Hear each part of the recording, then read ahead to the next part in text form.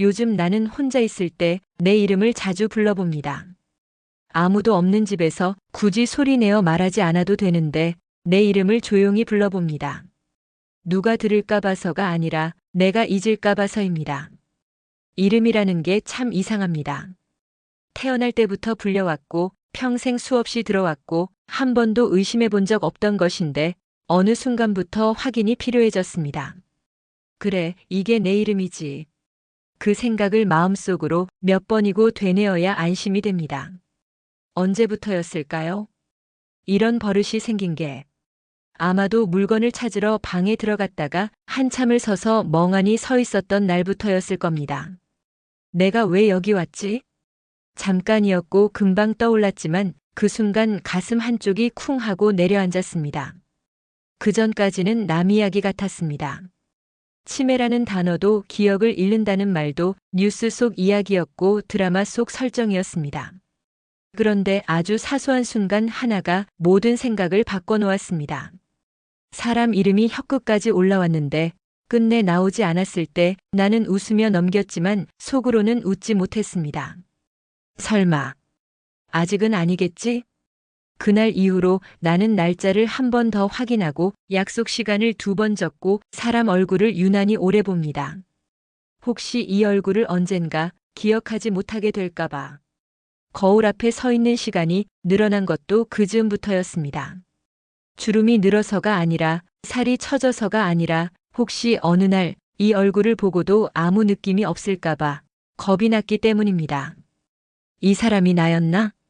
그 질문을 내 입으로 내가 나에게 하게 될까봐.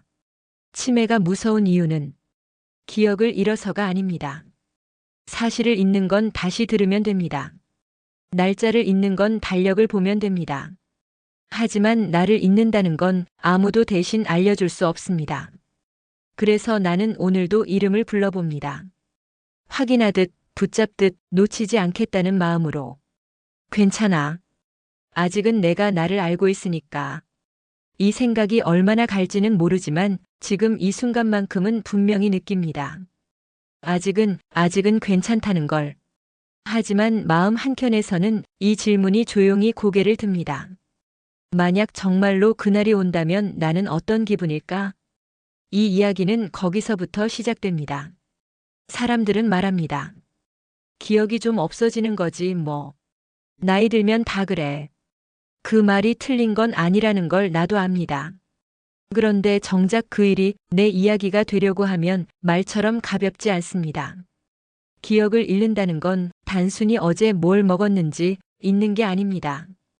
약속을 놓치고 이름을 헷갈리고 길을 잠시 헤매는 것, 그건 시작에 불과합니다. 진짜 무서운 건 그 다음입니다. 어느 날 내가 평생 좋아했던 노래를 들으면서도 아무 느낌이 들지 않는 순간, 분명히 눈앞에 있는 사람이 소중했던 사람이라는 건 알 것 같은데 왜 소중했는지는 떠오르지 않는 순간, 그때부터 기억은 정보가 아니라 정체성이 됩니다. 사람은 기억으로 살아온 존재입니다. 어디서 태어났는지, 누구를 사랑했는지, 무엇 때문에 울었는지, 무엇을 참고 견뎌왔는지, 그 모든 게 모여나가 되었는데 그 조각들이 하나씩 떨어져 나간다면 나는 과연 어디까지가 나일까요? 그래서 치매가 무섭습니다.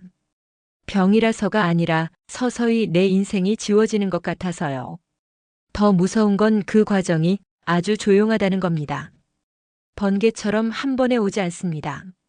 아주 조금씩 아무 일도 아닌 척 다가옵니다. 그래서 주변 사람들은 눈치채지 못합니다. 괜찮아 보이는데? 아직 멀쩡하잖아. 하지만 본인은 압니다. 어제까지는 분명히 떠올릴 수 있었던 게 오늘은 한 박자 늦어졌다는 걸. 그래서 스스로를 의심하게 됩니다. 내가 예민한 건가? 괜히 겁먹는 건가?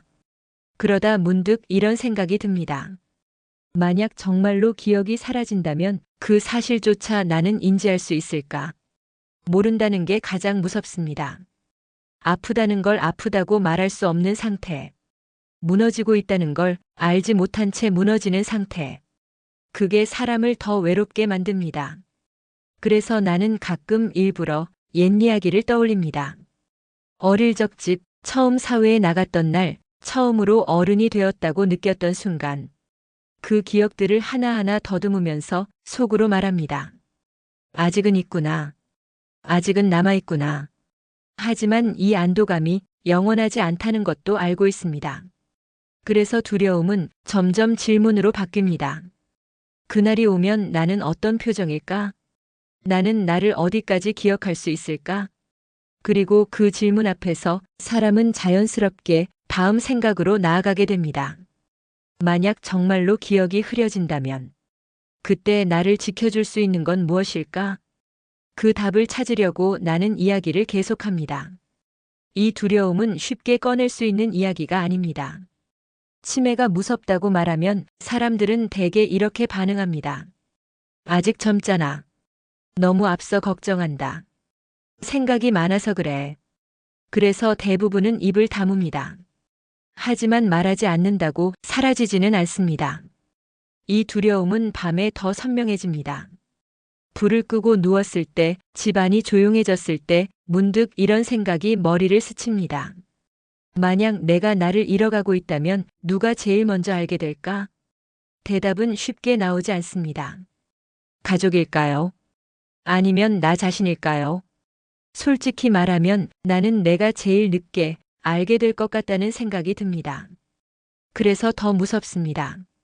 사람들은 치매를 기억을 잃는 병이라고 말하지만 실제로는 눈치채지 못하게 조금씩 사라지는 병입니다. 아프다고 소리치지도 않고 무너지면서 알람을 울리지도 않습니다. 아주 자연스럽게, 아주 평범하게 일상 속으로 섞여 들어옵니다. 그래서 나는 요즘 사소한 행동들을 자꾸 확인합니다. 가스 불을 껐는지, 문을 잠갔는지, 방금 한 말을 또 하고 있지는 않은지. 그리고 스스로에게 묻습니다. 이게 정상적인 건망증일까? 아니면 그 질문의 뒷부분은 끝내 말로 하지 않습니다. 말로 꺼내는 순간 현실이 될 것 같아서입니다. 특히 사람들 앞에서는 더더욱 그렇습니다. 괜히 불안한 사람처럼 보일까봐, 약해 보일까봐, 쓸데없는 걱정한다고 치부될까봐. 그래서 웃으며 넘깁니다. 나이 드니까 그렇지 뭐. 하지만 속마음은 다릅니다. 아직은 나를 놓치고 싶지 않다. 아직은 내 인생을 내 손에 쥐고 싶다. 이게 솔직한 마음입니다. 치매가 두려운 건 죽음보다 앞서 나로서의 삶이 끝날지도 모른다는 예감 때문입니다.